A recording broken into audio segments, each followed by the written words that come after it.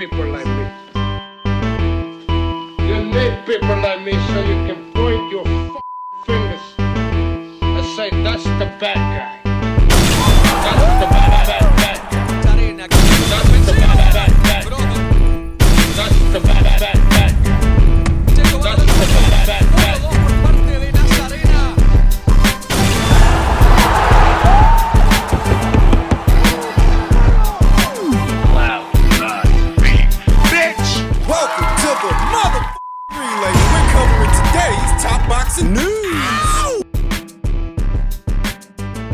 Okay, we'll start with this. The latest from Katie Taylor's career-long promoter, Eddie Hearn, who said the Amanda Serrano rematch opportunity was too good for Katie Taylor to turn down. The money was an estimated $6 million guaranteed. MVP got in touch with us, explained Katie's promoter, Matchroom's Eddie Hearn. We were talking about staging the fight somewhere, and then they came on and they said they wanted to do it on that card. So we talked through the money, which was very good, and we felt it was the right offer for Katie to take. We then had to speak to broadcasters, DAZN, who we thank a lot because they're very good at allowing fighters these kinds of opportunities, and we accepted the offer. A one-fight deal, back after to DAZN on Matchroom shows. I'm not involved in the promotion of the show, but obviously I'm with Katie. It's just the right deal for her to take in this time of her career. In her mid to late 30s, 37 years old, I believe it is. The sun is setting on Katie. Katie Taylor's career. No, I don't like the sound of that. In many ways, Katie Taylor is the fighter who introduced me to women's boxing. Interest in her career led to interest in other fighters and their careers. But Katie was the catalyst, at least for me. She's the one that got it started because I kept hearing about her. Just financially, it's a lot more money than the Chantel Cameron fight, and I think it's a big stage. The AT&T Stadium in Texas, I'm sure there will be a lot of eyeballs on the event. She'll fight anybody, but she's done 2 fights in Ireland now. She can do this, then probably come back to Ireland afterwards. They both punch very hard, and if you watch the first fight with Serrano, it shows you what kind of fights they can be. There's more miles on the clock for Katie. Serrano hasn't really been in many tough fights. Katie's been in 2 wars with Chantel Cameron. So I think, like for like, really, according to Eddie Hearn, the war with Jessica McCaskill, with Christina Lenardatu, the 2 wars with Delphine Persoon, the war with Amanda, and the 2 more wars with Chantel. Katie's got more miles on the odometer, and she is the older fighter of the 2. Her career is winding down, which leaves me wondering, when she's gone, who's going to take her place? You have to wonder. Hearn was then asked if he expected the 3rd fight with Chantel Cameron to eventually take place, and he said, yeah, I do. She'll fight anybody. She's going to have to fight Serrano, Cameron, Alicia Baumgartner. They're really the only fights left. I've never really talked to her about how many she's going to have before she retires. I don't know what it could be. 4, 5, she'll probably say another 9 or 10. She just beat Chantel Cameron in a rematch, so she feels great. Confident is the word. Maybe the Cameron rematch would have been her last fight if she lost. I don't know. Oh, if she would have lost the rematch, maybe she would have retired? Yeah, maybe. The way I see it, if Katie Taylor wins this Amanda Serrano rematch, she might run it back with Chantel Cameron for a 3rd time. Turn that into a trilogy. If she loses to Amanda in this rematch, then they'll turn that into a trilogy. Pursue a 3rd fight with Amanda afterwards. One way or another, Katie Taylor has made enough money from the sport of boxing that she can retire comfortably, I think, especially with the payday that she's about to receive, win or lose. Katie has always kept a low profile. She's not the most charismatic or flamboyant fighter out there. Quite the opposite. When she's not fighting, she likes her privacy. And whenever she walks away from the sport and calls it a career, 1 fight, 2, 3 fights from now, whenever that is, you have to wonder who's going to take her place, because she definitely made her mark and made a big impact in the sport of boxing. You could argue that she spearheaded the renaissance for women's boxing in the last 6 or 7 years. When she's gone, who takes her place? Clarissa Shields? Fuck no, she's too abrasive and she's horrible with people. I want to say that her outside of the ring persona and how abrasive she is, it wouldn't actually be that bad if she knocked people out, but she doesn't. And for all of the online support you might see her get on Instagram or on Twitter. Where are these people when she's actually fighting? Where are they at the gate? Where were they at the box office when she fought Marie-Eve Dicaire? No, I don't think Clarissa is the heir apparent to become the face of women's boxing after Katie and Amanda are gone. Yeah, Clarissa may be younger than they are, but she's a lot more polarizing and a lot more abrasive. She's just not good with people. What about Alicia Baumgartner? Alicia Baumgartner is a lot more gracious and a lot better with people, at least better than Clarissa. Yeah, but that whole doping scandal. Commercially, she is marketable. Personality-wise, she's charismatic, capable fighter, but that whole anti-doping fiasco, it does take away from her a bit. People still try to use that against her. She's fucking hot, though. Yeah, she is, but people still try to use that against her, so I don't know. What about Sky Nicholson? Yeah, well, Sky is young and well-schooled. She could develop a domestic following in her native Australia, though for me and my money, she just doesn't have the base style, the right base style and the ballsy approach of a Katie Taylor that's willing to go to war, mid-range to inside. Sky's fights don't yield the same entertaining, all-action aesthetic as Katie Taylor's. She could probably still do very well for herself, but I don't know that she has what it takes to become the next face, the face of the sport. Thus, there is a legitimate question there, that after Katie and Amanda are gone, and they've hung up the gloves, who's gonna take their place? Who becomes the next face of women's boxing? Be fun finding out. Men's super middleweight news ahead of this weekend's undisputed title fight. Golden Boy president Eric Gomez feels strongly that Jaime Munguia will upset Canelo Alvarez. The big upset last week might have something to do with that. The week before last, Ryan upsetting Devin Haney, where most of the world picked Devin Haney to win. Ryan had something to say about that. Will Jaime? Although Eric Gomez acknowledges that most observers are picking Alvarez to win, his and Golden Boy's confidence in Munguia is almost palpable. He is in top shape, Gomez recently told Boxing Scene, looking for the upset. We feel very strongly that he is going to upset Canelo. Is that wishful thinking? Because I'm sure the people at Golden Boy Promotions would love nothing else than for their young unbeaten fighter who beats their former Golden Goose, their former Golden Boy, Canelo. Munguia, training under Freddie Roach, stopped John Ryder in January. In theory, Roach knows Canelo well. He once trained Miguel Cotto for a Canelo Alvarez fight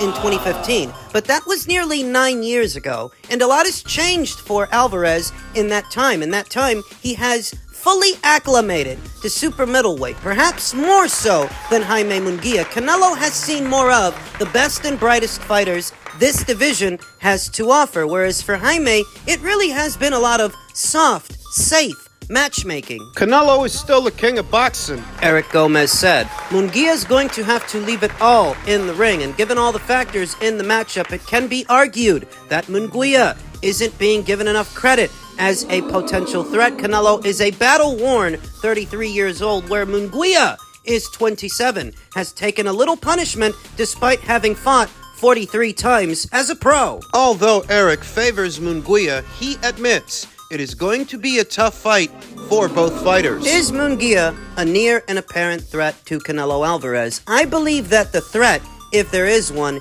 is in the intangibles. Is Canelo on the back nine? Is he in decline? Is he on the slide? Because if he is, then this weekend's fight could prove difficult. If he isn't, then Canelo outclasses him and handles him easy. What are Jaime's keys to victory? His keys to success ahead of this weekend's fight? Well, he is taller than Canelo Alvarez and longer, though I don't know if he's stronger. I don't know about that. Though he doesn't necessarily have to be to make a dent, to put a dent in what is an aging Canelo Alvarez. He doesn't need to be stronger than him to do damage. But because he is taller and because he is longer, that gives him more ring coverage, to cover a larger area than Canelo Alvarez. You will have noticed that since adding Freddie Roach to his corner in his last fight, Jaime is using his lead hand more. He's using his jab more when closing the distance. That's what he needs to do against a naturally smaller fighter in Canelo Alvarez. Get that lead hand out there. Use your jab. Three things are going to happen. It's either going to land, Canelo's going to block it, or Canelo's going to slip it. But you want to use your jab. You use your jab because it allows you to get the hand out there, close the distance, and step into it safely while you do it to bring other punches over. harder punches against the naturally smaller fighter. Yeah, it sounds easy enough, but a lot of fighters don't do it. A lot of maulers, a lot of brawlers. Canelo Alvarez is not a fighter. You go out there winging big punches, big shots because you might miss, and if you miss, he'll make you pay. Worse than anybody you've fought so far, Cam. Keys to success: that Jaime is taller, that Jaime is longer, and Jaime is younger. How's that work? You will notice in a Canelo Alvarez fight that in the mid-rounds, he tends to slow down a little bit, take those rounds off. It could be that he's trying to recharge so he can explode on the guy towards the tail end of the fight. It could be that way, but it's a prevalent characteristic in a Canelo Alvarez fight, that in the mid-rounds, he likes to take those rounds off. It could be that the pace of the fight is catching up to him because his cardio isn't that good, or it could be deliberate, that he's recharging. But either way, it's something that consistently happens in a Canelo Alvarez fight. So if you're Jaime Munguia and you're the taller, younger fighter, that's when you want to explode on him. That's when you want to impose your will on the smaller, older, more war-torn fighter. Wear him down to appear the busier fighter in the eyes of the judges. You know how Jaime is. Once he gets going, once he explodes, he can put together 4 and 5 punch combinations. Whereas these days, Canelo's more prone to throwing singles and 2-punch combinations. Not that many. Yeah, Canelo Alvarez used to be more of a combination puncher in previous years, whereas these days, he really goes for accuracy. Picks his moment, loads up the shot, gets it off, does a lot of damage. But he doesn't throw as many combinations as he used to, whereas Jaime, he throws plenty of combinations. So his out is to try and appear the busier fighter of the two. The caveat is the more you open up, the more countering opportunities you give Canelo. There are risks to being the busier fighter. Standing in front of Canelo Alvarez, throwing combinations, there are risks. But there's not much chance of Jaime outboxing Canelo like Dimitri Bivol did. That's not who Jaime is. Jaime's best bet is to make the older fighter look old. That's his only out. Physicality and being physical with what is the smaller, older fighter. That doesn't even mean that's going to work so much as that's Jaime's best bet. That's his best chance. That's his out. Make it rough and rugged. Most of the guys Canelo's been fighting have been boxers, trying to outbox him. Jaime will be one of the more physical foes he's faced. 4-star fight. I think it's a great fight that's going to yield a great aesthetic. Finally, in men's heavyweight news, a bit of news that broke late yesterday. Deontay Wilder has now been slated to face unbeaten Jared Anderson, provided he beats Zhang Chang. A clash between former heavyweight champion Deontay Wilder and undefeated contender Jared Anderson is being planned for the August 3rd show in LA, the Crawford vs. Madrimov fight. Turki Al-Sheikh, the chairman of Saudi Arabia's General Entertainment Authority, announced on Monday evening on social media Wilder will first face China's Zhang Chang on June 1st in Riyadh, Saudi Arabia. The 39-year-old from Tuscaloosa, Alabama, is coming off a lopsided decision loss to Joseph Partier in December in Riyadh. It was a major upset that cost Wilder a March fight with Anthony Joshua. Wilder is a plus 190 underdog against Chang, per ESPN Bet. Well, wait a minute. If Wilder beats Chang, shouldn't they just move forward with the Joshua fight? I've seen that sentiment raised in some boxing circles. This news is getting mixed reviews. Some people like the idea of Wilder versus Anderson, while others would rather see Wilder versus Joshua. These are just my thoughts. Wilder versus Joshua is a much bigger fight than Wilder versus Anderson, but there's an essential component missing from that fight that would be in play in the Anderson fight. What? The passing of the baton. The passing of the torch. Al-Sheikh said Wilder will be Anderson's opponent if he's ready by then to fight. If Wilder doesn't perform well, Anderson could face a different foe on the stacked Terence Crawford versus Israel Madrimov undercard, Saudi Arabia's first boxing event outside of the kingdom. I always believed that boxing would be at its peak when you have a young American heavyweight like Jared Anderson, which I also believe in his talent and his promising future. Al-Sheikh wrote on X, my advice to him, focus on your future, training, and commitment, and you will reach your goals. You see? That's why I think he's doing this. It's not a secret that boxing in America isn't now what it used to be. And what I think Turki Al-Sheikh's vision is he wants to crown a new face for the heavyweight division in America, whether you like Wilder or not. What he has been in previous years is the face of that division in this country. It's what he has been. Now listen, you can do the Joshua fight, but if you do that fight and Wilder loses, heavyweight boxing dies in America. It dies that night. Now, I'll tell you something else. For as long as I had Crawford beating Errol Spence Jr., a little over 5 years, that's about as long as I've had Anthony Joshua beating Wilder. Make no mistake, if they make the fight, I think Joshua knocks him out, and I'm quite confident of that. I think it's still a commercially viable fight. I think it's still one of the biggest fights you could hope to make at the weight. I think it's one of the biggest fights you could hope to make in all of boxing. Still, after several losses and neither guy is a champion anymore, it's still a huge fight. I'm not saying that it isn't. But if Turki Al-Sheikh has got it in his head that maybe Wilder should fight somebody else, maybe he should fight Jared Anderson, it's because Turki Al-Sheikh is concerned with the division's future, particularly in America. This is a kingmaker fight. What? The Brits have no shortage of talent on their side of the pond.